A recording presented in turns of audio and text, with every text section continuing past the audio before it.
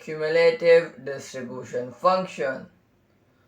So it is one of the probability model. It is one of the probability model to represent the probabilities of the event.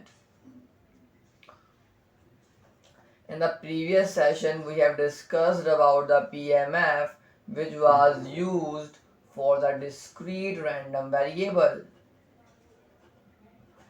And I have also told you that in the upcoming lecture, we will be covering PDFs, which are used for the continuous random variable. And in this session, we are covering CDFs, which are used for both discrete and continuous random variable. The properties and definition of CDF are similar for both discrete and continuous random variable. Only there is a small difference between both of them, which we will see in this session. So let us start first for the discrete random variable.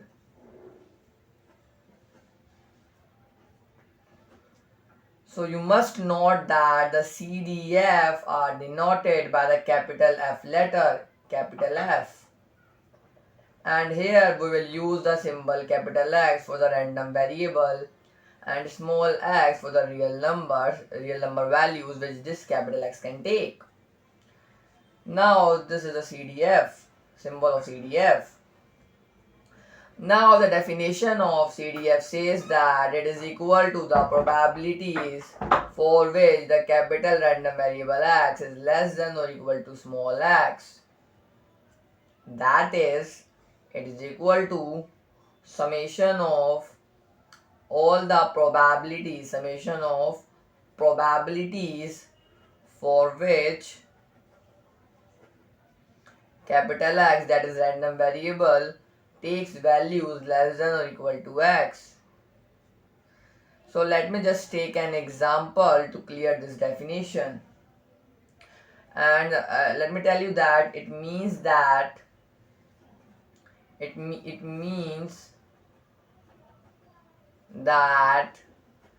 to get CDF values at any x, you just need to add all previous probabilities before x. So let me just take an example to explain you this. Let us consider that you roll a 6-face dice.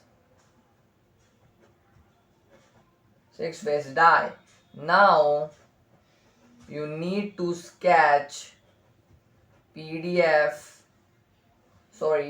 it's PMF and CDF, and here you need to assume that x is a random variable for this event.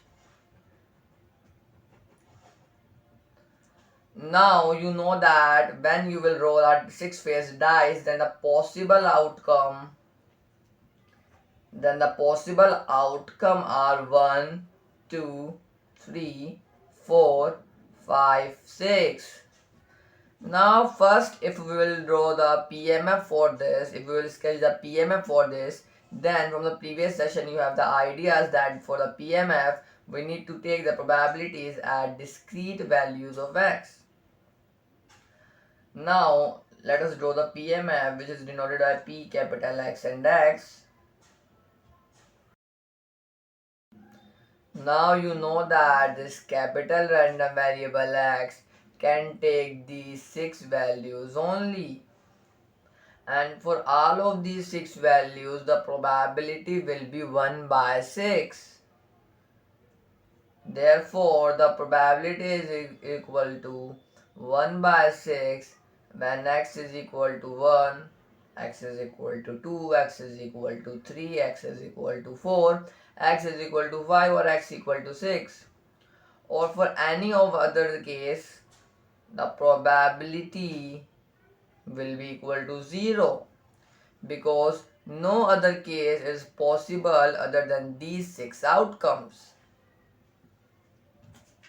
So now let us draw this PMF on the graph.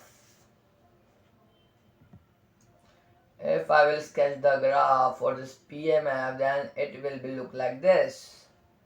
Here on the y-axis we will put the probabilities, and here on the x-axis we will put the values of random variable x which this random variable x can take. So it can take 6 values which are 1, 2, 3, 4, 5 and 6. And the probabilities for all these 6 values is 1 by 6. So the graph will be like this.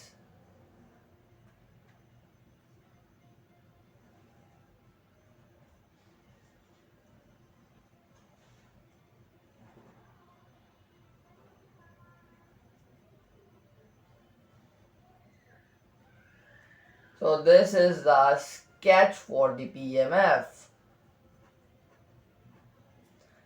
Now let us talk about the CDF for the same event. That is this. Now CDF. Now as I have told you, to get the CDF value at any point, you just need to add the probabilities for all previous values of x and at x. That is, if I will find the CDF value at 1, then I will add all the probabilities for which x is less than or equal to 1. And in this case, there is no number which is less than 1. So I will just put it equal to probability of x equal to 1, which is equal to 1 by 6. Now if I will calculate CDF value at x is equal to 2, then it will be equal to probability x less than or equal to 2. Now it will be equal to probability x is equal to 1 plus probability x is equal to 2, because the x is equal to 1 is less than or equal to 2. So when I will add this, I will get 2 by 6 which is equal to 1 by 3. Now if I will calculate CDF value at x is equal to 3, then it will be equal to all probability sum which is equal to or less than 3. In this case, x is equal to 1 is less than 3, x is equal to 2 is also less than 3, and x is equal to 3 is equal to 3. So this is equal to the sum of all these 3 probabilities. So it will be 1 by 6, 1 by 6, 1 by 6 equal to 3 by 6, which is equal to 1 by 2. Similarly, we can calculate the CDF values at other 3 points also. Probability x less than or equal to 4,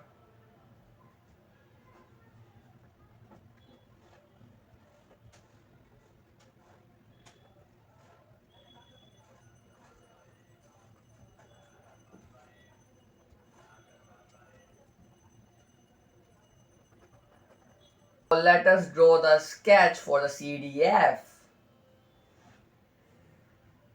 Now on the y-axis we will put the CDF values, and on the x-axis we will put the random variable x. For x is equal to 1, the probability was equal to 1 by 6. For x is equal to 2, the probability was equal to 2 by 6.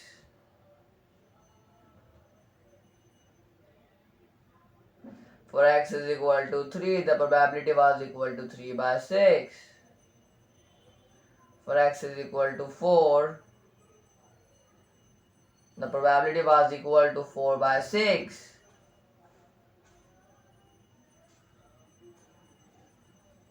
Similarly, you can plot for x is equal to 5 or x equal to 6.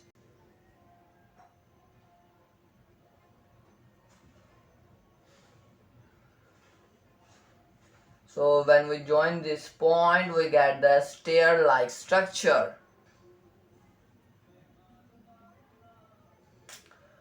So this is the sketch for CDF. Now you must note that we have not drawn this sketch like the PMF1 because the CDF is a continuous curve. Between x is equal to 1 and x is equal to 2, the CDF value will remain 1 by 6 rather than 0. Like in the PMF value between 1 and 2 was equal to 0. At 1 it was equal to 1 by 6 and at 2 it was equal to 1 by 6. But between 1 and 2 it was equal to 0. But this is not the case in the CDFs. In the CDF between 1 and 2 the value remains 1 by 6. At x is equal to 2 the values become 2 by 6. And till 3 between 2 and 3 it remains 2 by 6. At x is equal to 3 the values become 3 by 6 and between 3 and 4 it remains 3 by 6 and so on the CDF curve will be drawn. So this is the way you can find the CDF values. Now let us discuss some properties of the CDF.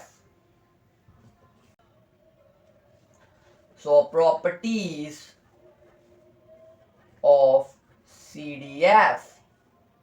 So the first property of CDF is the CDF value at minus infinity is equal to 0. Now why this is so, let me explain you. Because you know that according to the CDF definition, if we need to calculate the CDF value at minus infinity, then it will be equal to probability of x less than or equal to minus infinity. And you know that there is no number which is less than minus infinity. Due to this reason, the probability sum will be equal to 0. You can say that there is no x less than or equal to minus infinity. Now the other property is fx plus infinity will be equal to 1. Now again, why? The reason is that when you will find the CDF value using CDF definition, then all the real values x will be less than infinity. Therefore, when you will find the sum of all the probabilities less than infinity, then it will be equal to 1. Or you can also redefine this property as fx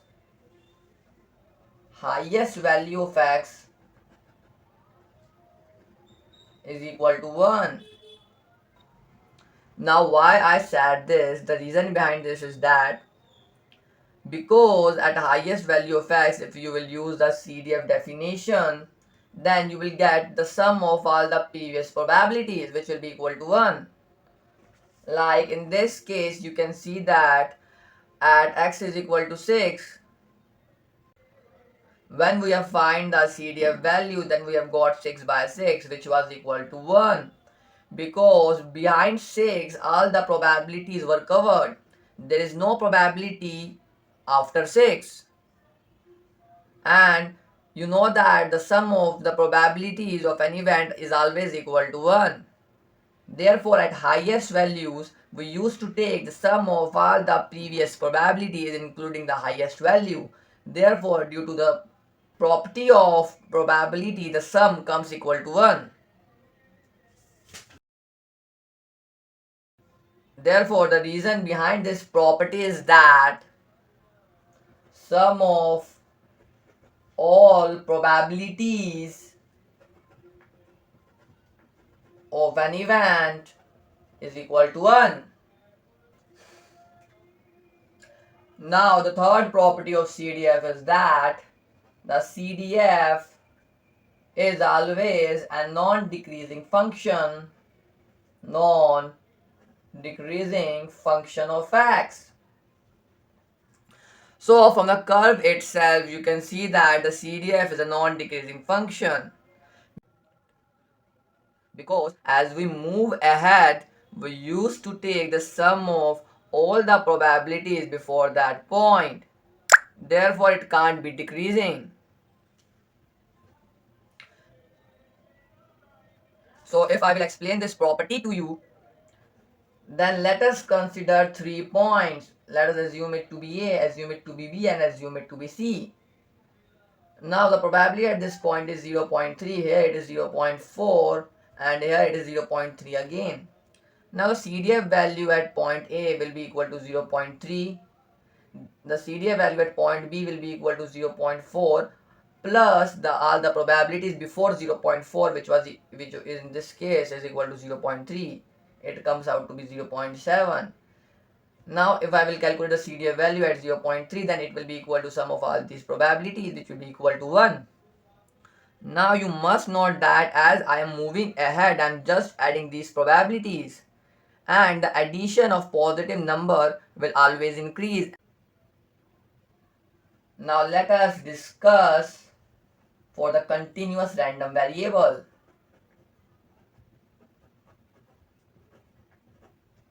For the continuous random variable, all the properties of the CDF are same.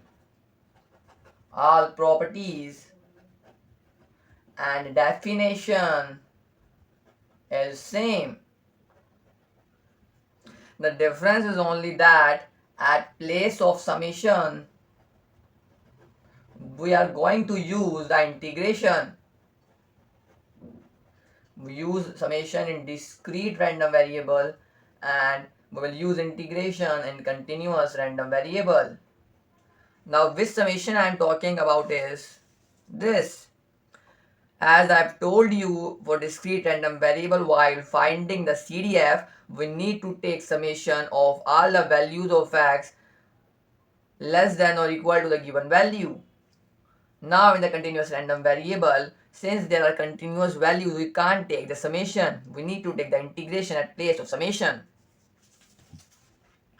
Therefore, if in continuous random variable case, I will rewrite the definition of CDF, then it will be equal to fxx, probabilities of x less than equal to x, it is equal to minus infinity to x probabilities, integration from minus infinity to x of probabilities.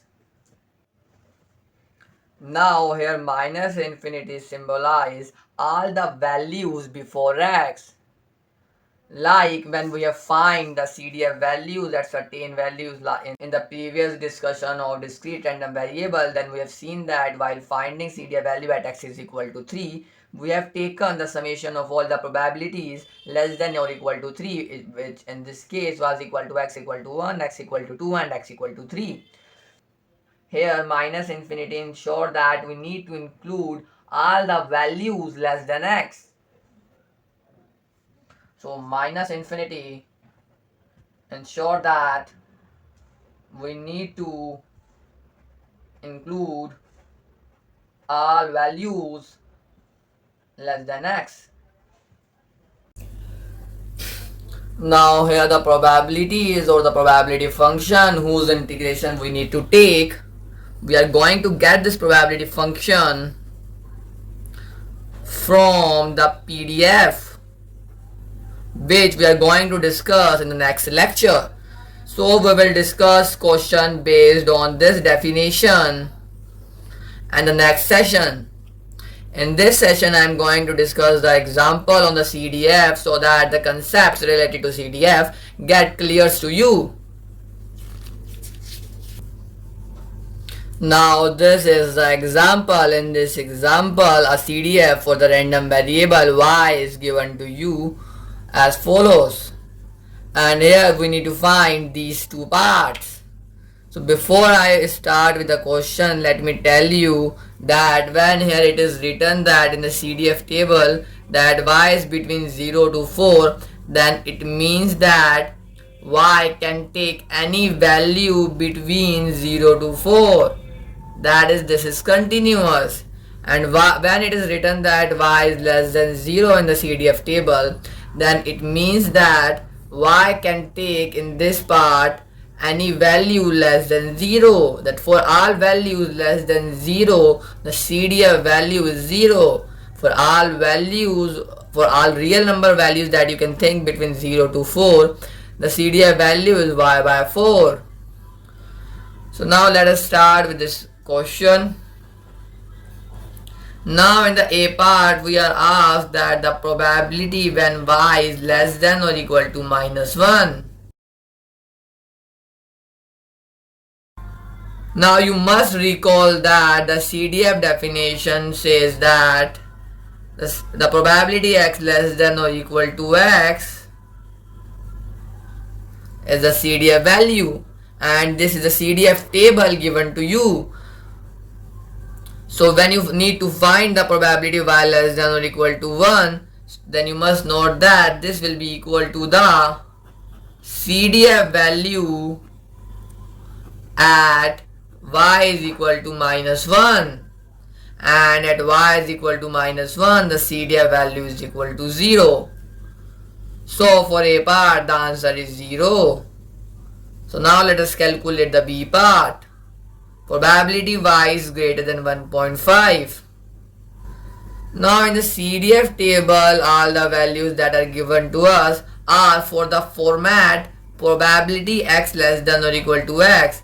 That is, if at any point x you go to the CDF table and find the corresponding value, then that value will be the answer of this type of expression. So if you need to find this value, the value of this expression from this CDF table, then you need to calculate it. Then you need to transform it in the form probability y less than or equal to 1.5. And it can be done using the fact that the sum of all the probabilities for the event is equal to 1. Therefore, it can be written as 1 minus probability y less than or equal to 1.5. And now you must note that at 1.5, that is between 0 to 4, the value was y by 4. Since 1.5 lie between 0 to 4, therefore the CDF value is y by 4. 1 minus y by 4. And here the y is 1.5. So 1 minus 1.5 upon 4. 1 minus 15 upon 40. And solving this, we are going to get 5 by 8. So 5 by 8 is our answer. So now here the discussion of CDF is finished, and in the next session we will discuss PDFs, and we will also discuss the property, the definition of CDF for the continuous random variable that we have discussed here. We will practice example on this definition, and I will show you how you need to integrate. So see you